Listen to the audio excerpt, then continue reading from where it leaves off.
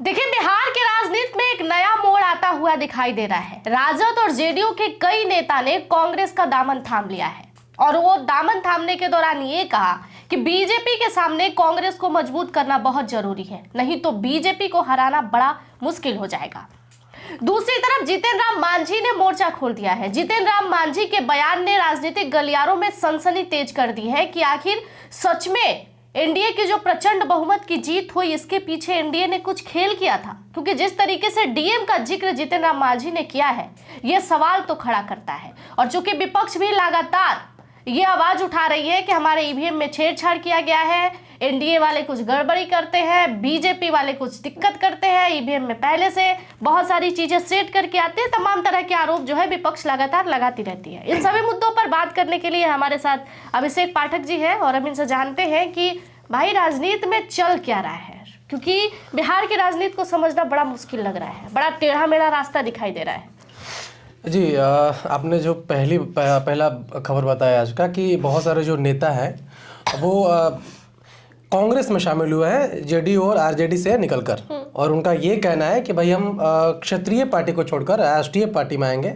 और इसके पीछे ये कारण बता रहे हैं कि हमें अगर भारतीय जनता पार्टी को रोकना है तो उसके लिए हमें राष्ट्रीय पार्टी के शरण में जाना चाहिए। देखिए, एक तो ये जान लें कि ये मेरे ख्याल से पहली दफ़ा हो रहा है पिछले 8-9-10 साल में। एक आध लोग हुए होंगे, लेकिन इतनी संख्या में क्षेत्रीय पार्टियों को छोड़कर, और उसमें भी उस पार्टी को जो पार्टी का भी रूल कर रही है स्टेट में, यानी कि जेडीयू, उसके जो अपने नेता हैं वो छोड़कर आ रहे हैं कांग्रेस में, ये कहीं ना कहीं सीरियस लेने वाली गंभीरता की बात है। क्योंकि सामान्यतः लोग क्या करते हैं कि जिस पार्टी की सत्ता नहीं रहती है तो उसको वैसे ही वो हर तरह से कमज़ोर मानते हैं और उस पार्टी को लोग छोड़कर जाना चाहते हैं। और ये 14 के बाद से लगातार कांग्रेस से लोग जा रहे हैं। कांग्रेस के बड़े बड़े नेता गए, इवन कि देख लीजिए राष्ट्रीय में ज्योतिरादित्य सिंधिया गए हैं, चाहे बहुत बड़े बड़े नेता गए और जाके भारतीय जनता पार्टी में शामिल हो गए। लेकिन यहाँ पे कांग्रेस में इस विश्वास से लोगों की वापसी। और उधर एक और खबर कि प्रशांत किशोर और जो ये प्रियंका गांधी का जो पैचअप कह लीजिए, फिर जो सीक्रेट मीटिंग हुआ, कहीं ना कहीं ये संदेश दे रहा है और बड़ा गंभीर विषय है कि आने वाले दिन में जिस तरह लोग कांग्रेस को हल्का ले रहे थे, अब सबको ये लग गया कि भाई क्षत्रिय पार्टी या तो कहीं ना कहीं इस पार्टी के आगे झुक जाएगी, इसके सत्ता को एक्सेप्ट कर लेगी, स्वीकार कर लेगी, उतनी जोर से या फिर उतने स्ट्रिक्टली सामने खड़ी नहीं हो पाएगी। इससे सबसे अच्छा है भाई कि एक राष्ट्रीय पार्टी जो कि कांग्रेस ही बची है मिला जुला के इस देश में, राष्ट्रीय पार्टी, और उसके शरण में जाते हैं और उसके बाद अपना आदमी वो करेगा। तो ये बहुत बड़ा कारण हो सकता है। आपने अभी कहा कि जो पार्टी लीड करती है स्टेट में, जिसकी सरकार रहती है, उस पार्टी को छोड़ के कहीं और जाना, ये बड़ा अहम फैसला होता है। लेकिन अब ये भी तो दिख रहा है कि नीतीश कुमार के साथ, नीतीश कुमार के ऊपर जिस तरीके से बीजेपी हावी हो रही है, हो सकता है कि आने वाले समय में नीतीश कुमार सीएम में ना रहे। ये तो तय है। ये तो अगर आपका और हमारा कॉन्शियस 2 मिनट भी सोचे इस बात को, या फिर उस प्रदेश का हर वो आदमी जिसके पास थोड़ा सा भी दिमाग हो, आपको लगता होगा कि जिस तरह सम्राट चौधरी को और विजय सिन्हा भी एक्शन मूड में लग रहा है, आपने देखा होगा सीईओ का वीडियोज वगैरह जो चल रहा है अभी, वो साफ इस बात का संकेत जाहिर करता है कि भाई भारतीय जनता पार्टी इस बार विवश होकर नीतीश कुमार को मुख्यमंत्री बनाई है, किसी न किसी परोक्ष और प्रत्यक्ष रूप में। आपको पहले से पता होगा कुछ जो जेडीयू के बड़े बड़े नेता हैं जो कि गठबंधन के धुरी हैं कह लीजिए, वो भारतीय जनता पार्टी के संदेश पे चलता है, ऐसा लोग कहते हैं, उनके इशारे पे चलते हैं, काम करते हैं, रहते हैं उधर हैं बस, लेकिन इशारा भारतीय जनता पार्टी का फॉलो कर रहे हैं। मैं कहाँ इशारा कर रहा हूँ, अगर लोग समझदार हैं तो समझ रहे हैं उन बातों को। कहीं ना कहीं नीतीश कुमार को ढोया जा रहा है, मुझे ऐसा लग रहा है। मुझे भी खबर ये मिली है कि जेडीयू के साथ खेल कोई और नहीं हो सकता, आने वाले समय में ललन सिंह ही कर दे। क्योंकि अभी बीते कुछ दिन पहले आपने देखा था कि एनसीपी के 4 सांसदों के साथ भी अमित शाह ने बैठक किया है, और ये खबर भी कभी भी आ सकती है कि जेडीयू के भी हो सकता है सांसद बीजेपी में शामिल हो जाए। कहीं ना कहीं इंटरनल मीटिंग्स में बात निकलेगी कि मैंने अयोग्य लोगों को भी इस प्रदेश का मुख्यमंत्री बनाया। मैं योग्य इसलिए कह रहा हूँ वर्तमान मुख्यमंत्री को कि सब ठीक तो नहीं है, ये सबको लग रहा है। उनकी हरकतें देख लीजिए, उनका कार्यशैली देख लीजिए, कार्यप्रणाली देख लीजिए। मुझे लगता है कि कहीं ना कहीं 5 साल तो चलेगा, लेकिन 5 साल के बाद इनको पदच्युत किया जाएगा। लेकिन एनडीए के अंदर वाकई में सब कुछ ठीक नहीं है। जिस तरह की घटक दल हरकतें जिस तरीके की हो गई, अभी बीते दिन पहले आपने देखा कि चिराग पासवान ने भी बुलडोजर मामले पर टीवी चैनल पे इंटरव्यू देने के दौरान कहा, इधर जीतन राम मांझी ने भी कहा कि बुलडोजर चलाना है तो बड़े बड़े बिल्डिंगों पे चलाइए ना, जो सरकार के जमीनों में बनी हुई है, छोटे छोटे झोपड़ियां उखाड़ने से कोई फायदा नहीं है। दूसरी तरफ पाजुलू ने यह भी कह दिया कि हम टेकारी विधानसभा चुनाव 2020 के दौरान मेरे प्रत्याशी ने कॉल किया था कि मैं 2600 वोटों से हार रहा हूं, तो डीएम से बात करके 2600 वोटों से जिताया गया। देखिए, जीतन राम मांझी का इस परसेप्शन में मैं कहना चाहूंगा कि जीतन राम मांझी का जो बयान आता है वो उलूल जुलूल शुरू से ही आया हुआ है। नहीं, लेकिन ये बयान बहुत महत्वपूर्ण है सर। मैं इस बार भी यदि मेरा प्रत्याशी जो है वो मैदान छोड़ के नहीं जाता और मुझे पहले इन्फॉर्म कर देता कि मैं हार रहा हूं, तो मैं इस बार भी कुछ ना कुछ हल जरूर निकालता और शायद रिजल्ट ये ना हो कि कुछ और होता। जी, मैं उसी पे आ रहा हूँ। मैं इसलिए कह रहा हूँ कि इससे पहले जितने भी उन्होंने बयान दिए हैं वो बड़े उलूल जुलूल रहे हैं। वो चाहे शराबबंदी, ये एनडीए घटक दल होते होने के बाद भी शराबबंदी का हमेशा से विरोध करते रहे, सॉफ्ट कॉर्नर से ही।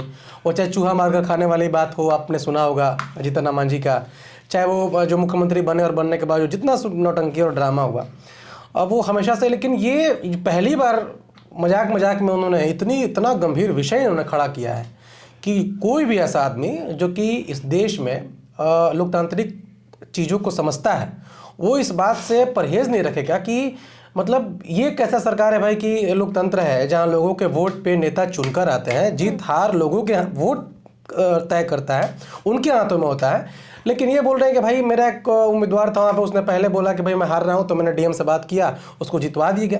ये बहुत बड़ा गंभीर विषय है। अगर ऐसा सच में हुआ है तो जो लगातार संसद में और सदन में इन बातों का जिक्र हो रहा है विपक्ष के द्वारा, तो इस बातों पे सरकार को संज्ञान लेना चाहिए या फिर इलेक्शन कमीशन को संज्ञान लेना चाहिए कि कितनी बड़ी बात है भाई कि आप बोल रहे हैं कि हारने वाला प्रत्याशी मुझसे कॉल करता है और बोलता है कि भाई मैं हार रहा हूं तो हम डीएम से बात करते हैं। यानी कि डीएम से बात करने के बाद जितना भी वोट आता है आप क्या करते हैं उस वोट का, क्या तमाशा करते हैं? वहां पर तो डीएम का, चूंकि ये जो कह रहे हैं कि डीएम से बात होता है, वहां पे रोल तो डीएम का अहम है ही। काउंटिंग के समय तो देखिए, अगर आप थोड़ी सी भी ब्यूरोक्रेसी की समझ रखती हो या फिर जो भी बंधु सुन रहे हैं वो ब्यूरोक्रेसी की समझ रखते हो, तो डीएम के हाथ में बहुत कुछ होता है।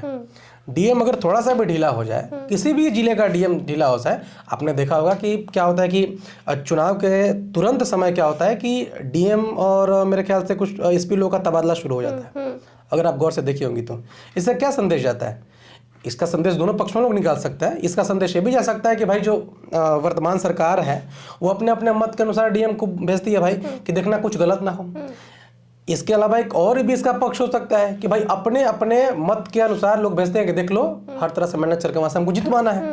ये दोनों तरफ से हो सकता है, सरकार दोनों तरफ से काम कर सकती है। तो ये बड़ा अहम बात। और सुनिए, ये भी हो सकता है कि मजाक में भले ही आज तक उन्होंने कुछ भी कहा हो, जीतन राम मांझी, चाहे शराबबंदी का मुद्दा हो, चाहे बुलडोजर का मुद्दा हो, लेकिन ये मुद्दा विपक्षियों के लिए भी बहुत बड़ा है क्योंकि लगातार तेजस्वी यादव, राहुल गांधी अभी हारने के बाद वो समझा ही रहे हैं अपने कार्यकर्ता को कि हमारे साथ गलत हुआ है। लगातार इलेक्शन कमीशन पर भी हावी होना कि आप मिले हुए हैं, आप धांधली करा रहे हैं, तो उसके बीच में ये बयान देना, वो भी एनडीए के, जीतन राम मांझी एनडीए के अंदर एक अहम भूमिका रखते हैं अपनी, बिल्कुल। और उनका ये कहना बहुत महत्वपूर्ण है, शायद विपक्षियों के लिए एक बहुत बड़ा सहारा भी हो सकता है। आग में ही डालने वाली बात है ना कि आपके अपने ही लोग ये बात कह रहे हैं कि हमें कुछ तो हम गड़बड़ किया है, या फिर हम सीट मैनेज कर देते हैं, या फिर हम वोट मैनेज कर देते हैं, या फिर हम डीएम मैनेज कर देते हैं।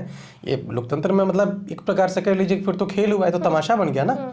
लोकतंत्र देखिए एक ऐसी चीज है जिसपे मान लीजिए कि सबको आंख बंद कर सब लोग भरोसा करता है कि भाई हम वोट जिसको दे रहे हैं वोट उस पे जा रहा है और मेरे मत के अनुसार मेरा नेता विजय होगा। फिर तो आज आप ये बात कह सकते हैं कि राजद वाले सही कहते हैं कि वोट हम इनको दिए, गया उनमें। अगर जीतन राम मांझी ने सच में डीएम को फोन करवा के और प्रत्याशी का हार और जीत का निर्णय करवा रहे हैं तो ये बात 100% सत्य है। तो इस बात को इलेक्शन कमीशन को संज्ञान लेना चाहिए। ये जो बयान है उससे विपक्षियों को क्या राहत होगा? मुझे लगता है कि विपक्ष को इस रूप में सहारा मिलेगा कि अगर पक्ष विपक्ष दो लोग लड़ रहा है, पक्ष मजबूत होता जा रहा है और आपके पक्ष से ही कोई आदमी निकल कर आता है और बोलता है कि भाई विपक्ष सही कह रहा है, तो ये पक्ष के लिए बहुत बड़ी हार है। मतलब जो सत्ता में लोग हैं और आपके ही घर के, आपके ही कुनबे के लोग आप पे ये दावा पेश कर रहे हैं कि भाई हम लोग एक कॉल करके डीएम को मैनिपुलेट कर लेते हैं, हम ऑर्डर पास कर देते हैं कि भाई देखो मेरा प्रत्याशी हार रहा है, इसको जिताओ। तो ये बहुत बड़ी बात है और विपक्ष के लिए राहत की बात नहीं है। मुझे लगता है कि या तो भारतीय जनता पार्टी के लोग को आकर इसमें या तो स्पष्ट करना चाहिए कि भाई ऐसा कुछ नहीं हुआ है, या फिर हो सकता है कल कोई पल्ला झाड़ ले कि भाई हो सकता है कि उनके कंस्टिट्यूएंसी में हुई होगी, मैं इसमें गंगा में पवित्र हूँ, मैंने ऐसा कोई काम नहीं किया। क्योंकि आखिर में यह ऑप्शन बचता है ना, क्योंकि आपके घटक दल के बहुत बड़े नेता ने बात कही है। जीतन राम मांझी तो बड़े गंभीर नेता है। हालांकि बड़े नेताओं का कोई बयान नहीं है, इस पे आना चाहिए। देखिए एक और बात है कि कभी कभी क्या लगता है ना कि लोकतंत्र में बिना कम्युनिकेशन के चीज़ें बहुत ही गलत संदेश जाता है। अगर आप इस बयान को, विपक्ष अगर इसको बहुत बड़ा मुद्दा बना लिया और आपको ऐसा लगता है कि अरे इसमें हमें कूदना नहीं चाहिए, हमें इस क्यों फंसना नहीं चाहिए, तो समाज में आपके लिए एक बहुत गंदा संदेश जाएगा कि भाई आप तो बोल क्यों नहीं रहे, यानी कहीं ना कहीं आप भी इसमें शामिल हैं। तो ये गंदा मैसेज आएगा। और मेरे ख्याल से भारतीय जनता पार्टी के जो भी प्रवक्ता है या फिर भारतीय जनता पार्टी के जितने भी लोग हैं, एटलीस्ट एक ट्वीट करना चाहिए उनको, एक्स पे कुछ लिखना चाहिए। बिहार में इस बार रिकॉर्ड टूटा है, और रिकॉर्ड सिर्फ इस मामले में नहीं टूटा है कि एनडीए की प्रचंड बहुमत है, रिकॉर्ड इस मामले में भी टूटा है कि जिस भी प्रदेश में, जिस भी स्टेट में जब वोटिंग का दर बढ़ता है तो वो सत्ता परिवर्तन की ओर इशारा होता है। क्योंकि जब सरकार बढ़िया काम नहीं करती है या सरकार से लोग परेशान हो जाते हैं, तब लोग बढ़ चढ़ के वोट करते हैं और सोचते हैं कि दूसरे की सरकार आए तो राहत मिलेगा। लेकिन बिहार में इसमें भी रिकॉर्ड टूटा है कि इस बार वोटिंग का दर तो बढ़ा, लेकिन वो सत्ता के लिए ही बढ़ा। हाँ, ये असमंजस। और इसी बीच जो अभी जीतन राम मांझी ने कहा, ये बहुत बड़ा इशारा है। हाँ, पूरे अगर बात को आपको कंक्लूड किया जाए और कहीं ना कहीं एक जो आपने स्टार्ट में बताया कि भाई जो मत प्रतिशत बढ़ता है वो कहीं ना कहीं, और ये आप इतिहास निकाल कर देखिएगा, कहीं भी मत प्रतिशत बढ़ा है तो जो सत्ता वो पार्टी है उसमें क्या होता है कि एंटी इनकम्बेंसी का मैसेज आता है कि भाई अपने अपने विधायक से, अपने अपने संसद से लोग खुश नहीं है, इसलिए लोग आके, मतलब जिसको ये लगता था कि नहीं वोट देना जरूरी नहीं है, वो भी आए और बोले कि इसको तो हराना है, इस बार इसको तो हटाना है। लेकिन ये मतलब चौंकाने वाला था कि, और मत प्रतिशत मेरे ख्याल से बहुत ज्यादा बढ़ा था, रिकॉर्ड मत प्रतिशत इस बार बिहार में बढ़ा था। उसके बाद भी सत्ता में जो लोग हैं वो सत्ता में बने रह गए और बने नहीं रह गए, प्रचंड बहुमत। और जितना भी मत प्रतिशत बढ़ा था वो पूरा का पूरा शिफ्ट होकर किधर चला गया, सत्ता पक्ष में ही।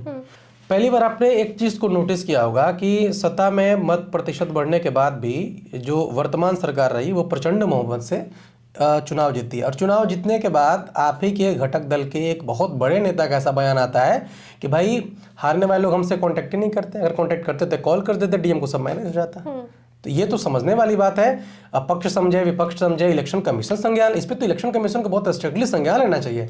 या तो इसमें ये हो सकता है कि भाई जो जीतन राम मांझी हैं उनको स्ट्रिक्टली माफ़ी मांगनी चाहिए कि अरे मैंने मजाक किया था, ऐसा किया था।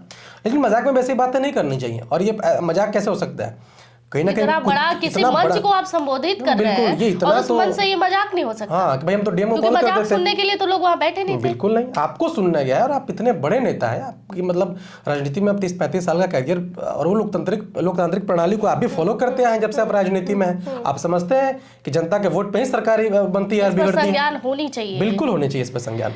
तो देखिए बिहार की राजनीति में जो चल रहा है, कुछ भी कभी भी हो जा रहा है, और जब कुछ हो रहा है तो ये अचानक इतनी सनसनी और कान इतने लोगों के खड़े हो जा रहे हैं कि भाई ये क्या हो गया।